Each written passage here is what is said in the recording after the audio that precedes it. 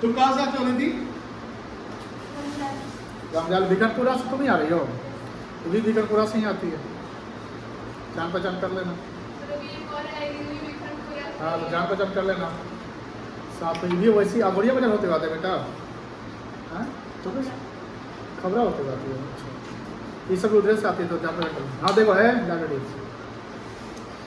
किसी ने बोला देनदारी, किसी ने बोला उत्तरदायित्व। देनदारी भी बोल सकते हैं, उत्तरदायित्व नहीं दायित्व बोल सकते हैं। उत्तरदायित्व का मतलब रिस्पॉन्सिबिलिटी होता है, ऑब्लिगेशंस, लाइबिलिटीज। जैसे अगर मुझे किसी से पैसा लेना है तो उसको हम एसेट्स कहेंगे, बोलो हाँ या ना, ध्यान से आप समझिए। और सब लोग जवाब देंगे, हमको पूरा पता है, बस आपको इसमें समा जाना है। समझ लीजिए कि बहुत बड़ा हॉल है, मूवी चल रहा है, उसमें नहीं, जैसे आप मूवी कभी देखे सिनेमा हॉल में जाके? कोई गया फिल्म सिनेमा हॉल में? अभी तक कोई बच्चे सिनेमा देखे? ठीक है, नहीं लाओ है। कभी जिंदगी में इस सब चीज़ का थोड़ा सा एंजॉय करना चाहिए। जैसे कोई अच्छी अच्छी मूवी आती है, जैसे 12 फेल आया, सुपर 30 आया, ये सब मूवी को सिनेमा में देखना चाहिए। एज ए पेरेंट्स तो हम तो अलाउ करेंगे बच्चों को, लेकिन देखिए उसमें क्या होता है ना कि जब आप सिनेमा में बैठते हैं तो पूरा सिनेमा मतलब हॉल पूरा बंद रहता है, अंधेरा रहता है, और कोई कैरेक्टर जब सामने आता है तो उसमें आप कैरेक्टर डिसाइड कर लेते हैं, या उसका जब आवाज आता है तो आपको लगता है कि आपको उसी कैरेक्टर में हम चलेंगे। तो सिनेमा हॉल से बाहर निकलता था, सलमान खान का मूवी निकल देख के आया था, सलमान खान ऐसा एक्टिंग करता है। जैसे इसमें आया था उसमें एक तेरे नाम एक मूवी आया था, ठीक है ना, सलमान खान का। तो सब जो कैरेक्टर है ना, जो अपना बाल तेरे नाम जैसा करता है, यानी कहीं ना कहीं हम क्या करते हैं उस कैरेक्टर में चले जाते हैं। सिंपल सी बात है, जब हम पढ़ाई कर रहे हैं तो हमको पढ़ाई वाले कैरेक्टर में चले जाना है, यानी हमको एज अ बिजनेसमैन बन जाना है कि हम बिजनेसमैन हैं। अब हमारे लिए क्या संपत्ति है, हमारे लिए क्या लायबिलिटी है, क्योंकि आप अपने आप को अगर उस कैरेक्टर में डाल दिए तो आपके लिए वो काम आसान हो गया। आप कैरेक्टर में नहीं डाल रहे मतलब आप उसमें इंटरेस्ट नहीं दिखा रहे, यही मतलब है। आप किसी चीज को सपोर्ट करते हैं, किसी को आप सपोर्ट नहीं करते हैं, कोई भी चीज़ है, हमेशा ध्यान रखिएगा आपको कैरेक्टर में, यानी कैरेक्टर में जाना पड़ेगा। यही तो आर्टिस्ट का काम होता है, कैरेक्टर में जाओ, यानी उसमें घुस जाओ, समा जाओ, तो आपके लिए आसान हो जाएगा। बात समझा नहीं ना आप क्या बोल रहे हैं? अब बात होती है किसी से पैसा लेना है बिजनेसमैन को, तो बिजनेसमैन को हमेशा पैसा लेना ही नहीं ना होता है, पैसा देना भी तो होता है। आप अगर सामान उधार बेचते हैं तो उधार आप खरीदेंगे भी। बैंक में अगर आपके पैसे जमा है तो बैंक से आपने लोन भी ले रखा होगा। आप हो सकता है कि मशीन भी उधार खरीदे होंगे, हो सकता है इनकम टैक्स सरकार को भी देना है, हो सकता है जीएसटी का फुल फॉर्म जानते हैं? Goods and service tax. Goods and service tax, वो पढ़ना है हम लोग को।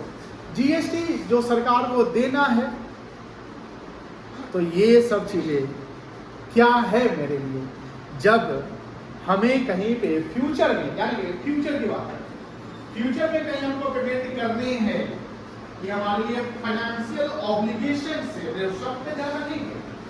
फाइनेंशियल मतलब वित्तीय, ऑब्लिगेशन मतलब ड्यूटी। जैसे आपके पेरेंट्स आपको पढ़ा रहे हैं, उनका ऑब्लिगेशन है, लेकिन ये उनका सोशल ऑब्लिगेशन है। सोशल ऑब्लिगेशन सामाजिक दायित्व होता है, सामाजिक कुछ के बच्चों को पढ़ाना लिखाना, बच्चों को शादी कराना, उसका करियर पे फोकस करना, बच्चे का अच्छे से परवरिश करना, ये सब क्या है, सामाजिक दायित्व है ना। उसमें कोई पेरेंट्स बहुत कम निभा रहा है, कोई ज्यादा निभा रहा है, समाज उसमें कुछ नहीं बोल रहा, बस कोई बात नहीं। लेकिन अगर हम कहीं बैंक से लोन लिए तो पैसा चुकाना हमारा ड्यूटी बनेगा ना, और ड्यूटी का मतलब ऑब्लिगेशन, ड्यूटी का मतलब ऑब्लिगेशन, लेकिन ये सोशल ऑब्लिगेशन नहीं है, ये फाइनेंशियल ऑब्लिगेशन है। सोशल ऑब्लिगेशन में एक दो दिन अगर आप फेल हो जाते हैं, आप सोशल ऑब्लिगेशन पूरा नहीं करते हैं तो कोई दिक्कत नहीं।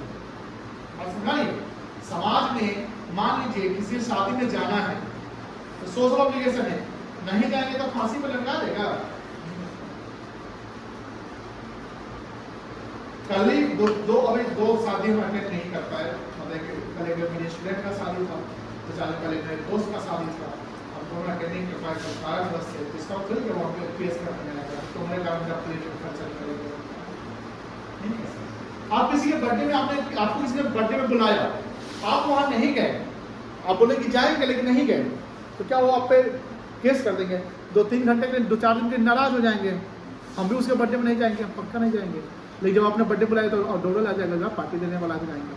सिंपल सी बात है, ये हमारे सोशल ऑब्लिगेशन है। सोशल ऑब्लिगेशन कहीं पैसा देने की बात नहीं है, सामाजिक दायित्व निभाने की बात होती है। लेकिन जब हम बैंक से लोन लेते हैं, किसी सामान उधार खरीदते हैं, सरकार को टैक्स देने की बात होती है, तो ये these are not our social obligation, these are our financial obligation. And obligation means the amount और money which are going to pay in future, मतलब फ्यूचर में पेमेंट करना है, अभी पेड नहीं किए।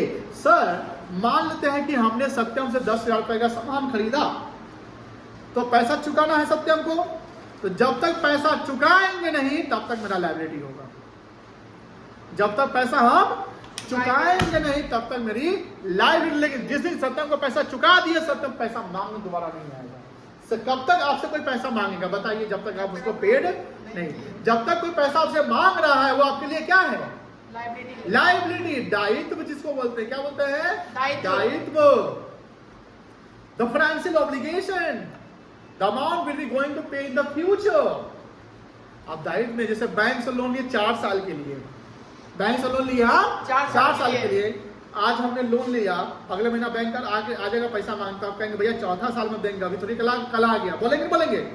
तो कुछ लायबिलिटी जो होते हैं वो 1 साल के बियॉन्ड लॉन्ग टर्म नेचर के होते हैं। जैसे होम लोन ले लिया, 10 साल 12 कोई साल, पर्सनल लोन ले लिया, कोई बैंक लोन ले लिया 5 साल 10 साल के लिए, तो ये सब क्या कहलाएगा? Long term liability. क्या कहलाएगा? Long term liability. लॉन्ग। इसी का दूसरा नाम है नॉन करेंट लायबिलिटी। क्या नाम बेटा? Non current liability. जैसे नॉन करेंट एसेट्स था, यहाँ क्या है? Non current liability. और कुछ लायबिलिटी, जैसे सत्यम से हमने सामान उधार खरीदा, तो 2 साल 3 साल रुकेगा? नहीं रुकेगा, बोलेगा पैसा चुकाइए, 3 महीना का ड्यूटी, 3 महीना का देते हैं, 1 महीना का देते हैं। जनरली क्रेडिट बिजनेस में ना 2-3 महीने का ही समय रहता है बेटा। आपका बिजनेस अगर चलता होगा, आप जैसे आपके पापा का बिजनेस चलता है, तो कहीं सामान पापा उधार बेचते होंगे या सामान के उधार खरीदते होंगे, तो भैया जब पैसे का लेन देन तुरंत होता है तो ठीक है, 2-4 महीना 3 महीना रोक सकते हैं, 2 साल 3 साल के तो बिजनेस में मेरा हो जाएगा ना। तो साल भर के अंदर का जो पेमेंट हमको करना है with in the 1 year, with in the 1 year जिस चीज का पेमेंट हमको करना है वो मेरे लिए कहलाएगा करेंट लायबिलिटी। क्या कहलाएगा बेटा?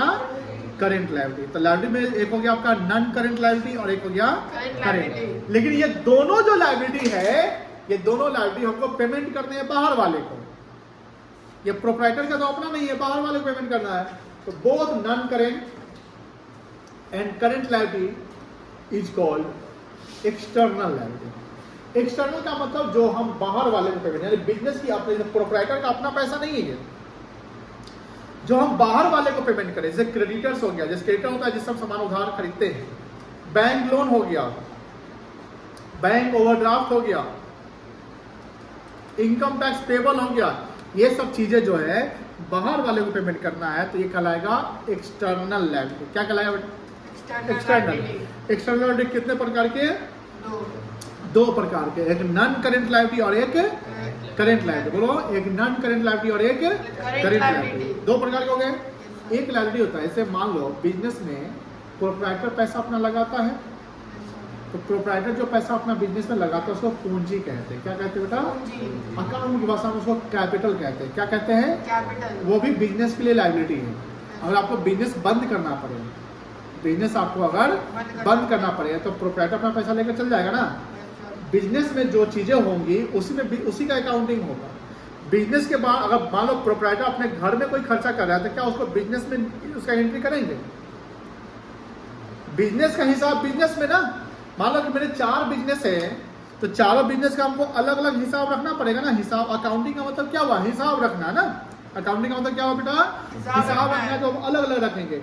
घर का चीज घर में, बाहर का चीज बाहर में। तो लायबिलिटी में एक जैसे कैटेगरी बनाएंगे, तो लायबिलिटी में एक लायबिलिटी होता है इंटरनल और एक होता है एक्सटर्नल। इंटरनल लायबिलिटी में कैपिटल आ जाएगा जनरली, और जो एक्सटर्नल होते हैं उसमें 2 लायबिलिटी, एक नॉन करेंट और एक करेंट। लिखिए इसके बारे में।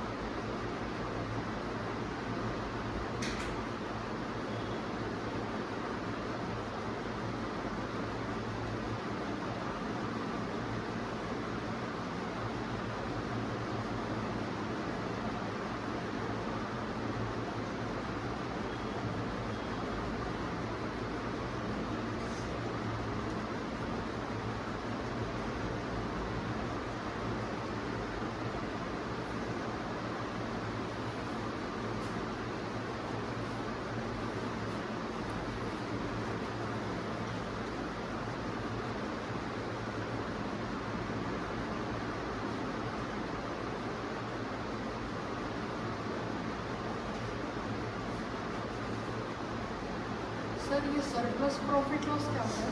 सब बताएं।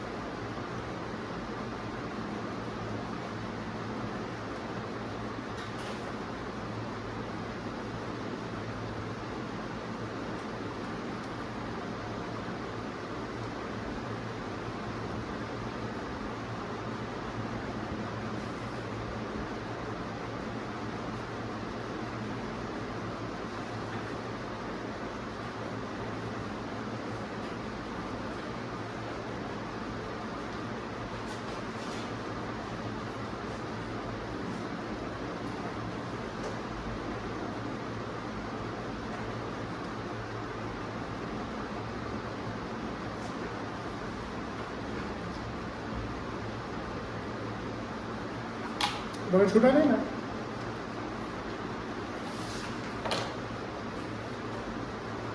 आपका फ्लो चार्ट है, जब कभी एग्जाम में सवाल आता है किसी चीज़ को एक्सप्लेन करना, तो पहले हमको एक फ्लो चार्ट बना, जहाँ फ्लो चार्ट बनाने की ज़रूरत बनेगी हमें फ्लो चार्ट बनाने में। एग्जाम में ना नंबर या रैंक कैसे आता है, अच्छा नंबर कैसे स्कोर होता है, ये सब प्रॉपर प्रेजेंटेशन डालते हैं। बात समझा नहीं? तो जो दिखता है वो बिकता है ना। तो यहाँ पर जब हम फ्लो चार्ट बना रहे हैं, फ्लो चार्ट को समझिए कि लाइब्रेरी को हमने कैसे किया, दो पार्ट में डिवाइड कर दिया। एक डिवाइड किया इंटरनल और एक डिवाइड कर दिया एक्सटर्नल। फिर इंटरनल में हमें बताया कि कुछ आइटम जैसे capital, reserve and surplus, profit loss. Capital का प्रोप्राइटर अपना लगाता है। रिजर्व एंड सरप्लस होता है कि जब प्रॉफिट होती है तो प्रॉफिट का कुछ पोर्शन हम लोग रिजर्व करते हैं। रिजर्व मतलब कोई फंड बना लेते हैं, जो संचय, हिंदी में संचय करना। संचित समझते हैं, हिंदी संचित का मतलब समझे कभी?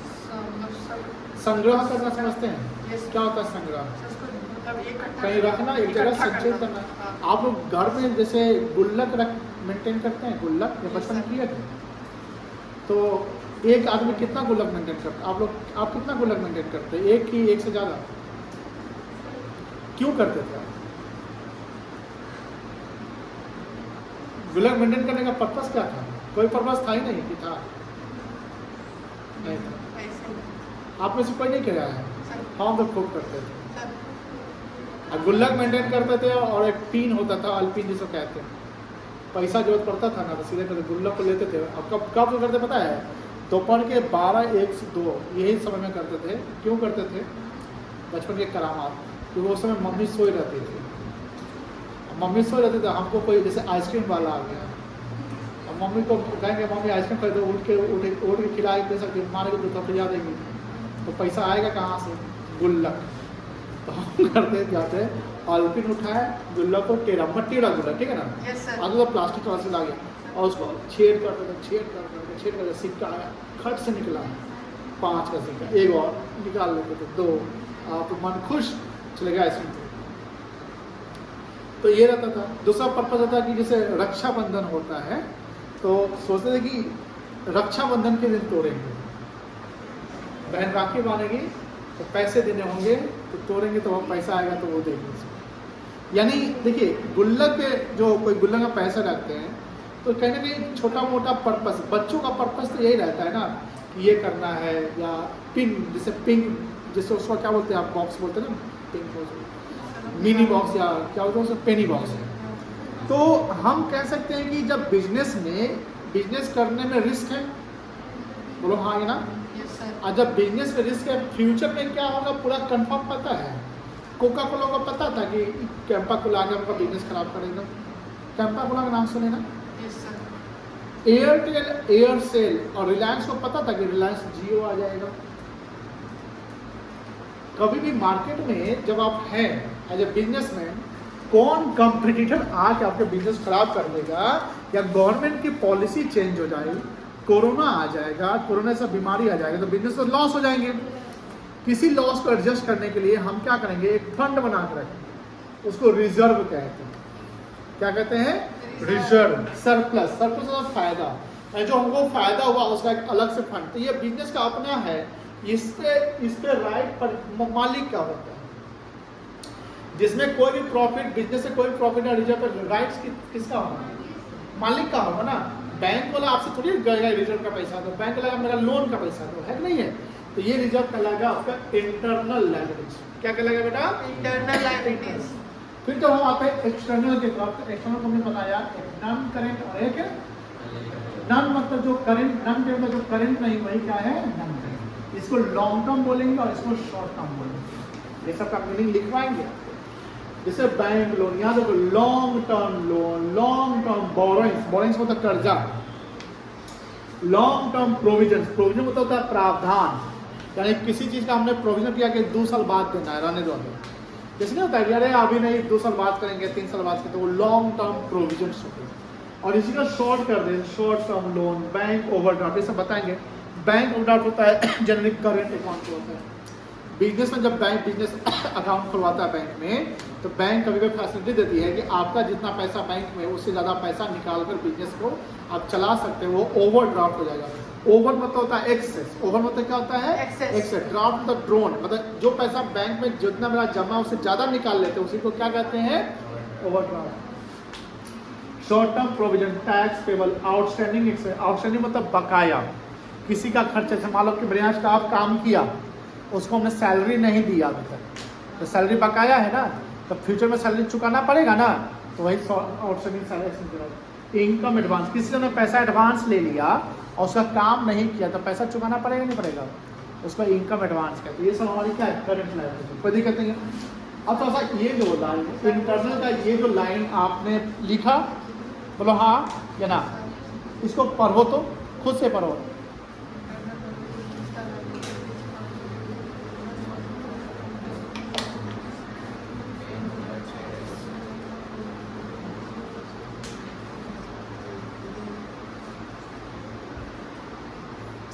पढ़ लिए? Yes, sir. अब मुझे बता समझ में किसको किसको आया, हैंड रेज करिए।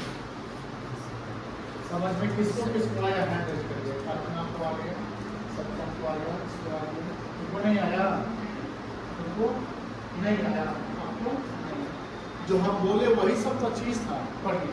क्या internal liability means the liabilities are related मतलब रिलेट करना विद ओनर, ओनर मतलब मालिक, proprietor, and the liabilities are not going to pay to the outside, जिसको बाहर वाले को पेमेंट करने की जरूरत नहीं। जैसे कैपिटल तो मालिक का है ना, तो बाहर वाले को थोड़ी पेमेंट करेंगे, तो ये क्या कहलाएगा? इंटरनल कहलाएगा। कोई दिक्कत नहीं है। Surplus profit loss. वही तो अभी सरप्लस प्रॉफिट लॉस होता है, रिजर्व करके रखना। रिजर्व अब प्रॉफिट लॉस, प्रॉफिट है जो पैसा उसको प्रॉफिट लॉस करते हैं।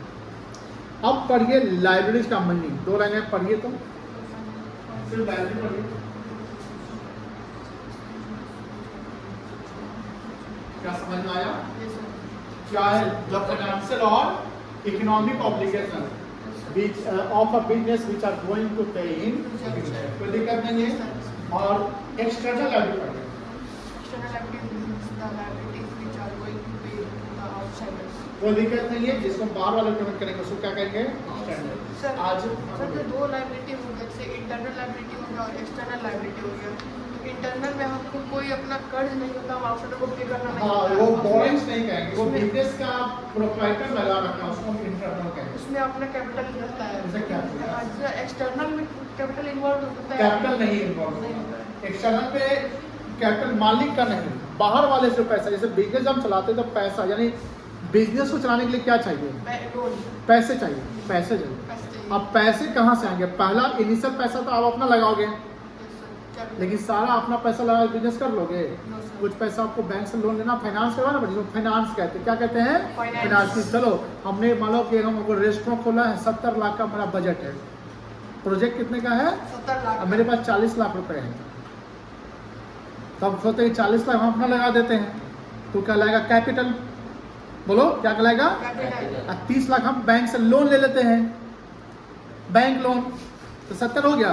तो यहाँ जब लाइबिलिटी कहेंगे 70 लाख, लाइबिलिटी कितना हो जाएगा? 70 लाख। जिसमें कैपिटल यानी इंटरनल कितना है 40 लाख। और एक्सटर्नल। 30 लाख। अब मान लो कि बिजनेस चला ही नहीं, बिजनेस डूब गया डूब गया। और पूरा बेच बाच के, क्योंकि बिजनेस में अपना पैसा लगाएंगे तो एसेट्स बनाएंगे ना, Yes, sir. एसेट्स है ना, मशीन वशीन खरीदेंगे।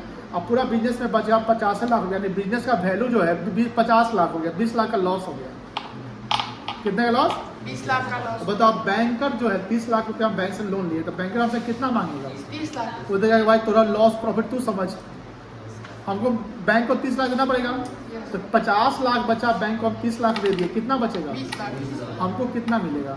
20 लाख ना मिलेगा। Yes, sir. हम घर लेके 20 लाख लेके गए थे 40, लेकर गए थे कितना? 40। लेकर आए कितना? 20। यानी बिजनेस को हमने दिया 40, बिजनेस को हमने कितना दिया? 40। अब बिजनेस हमको दिया 20, बिजनेस लॉस करा दिया 20 का।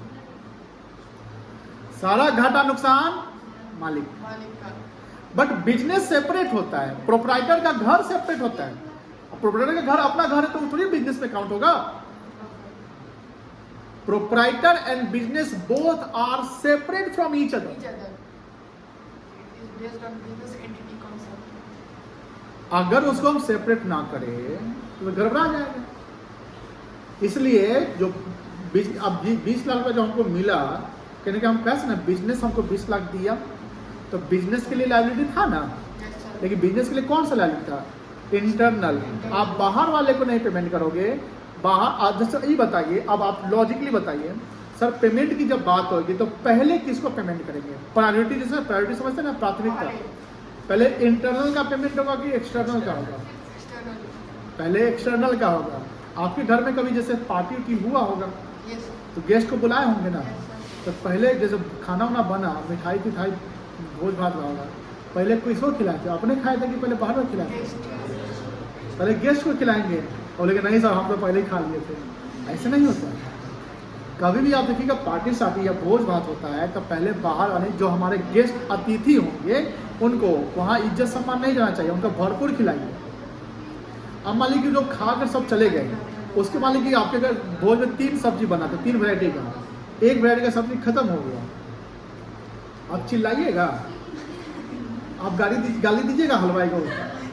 दूगो सब्जी बचा ला रहे खा लेते हैं, ठंडा हो गया, खा लीजिएगा ना। Yes, sir. मिठाई 2 था, एक गुलाब जामुन खत्म हो गया, एक ही बचा हुआ है, खाने वाले 10 लोग हैं, बचा हुआ एक नहीं। कोई बात नहीं, चलो एडजस्ट कौन करेगा?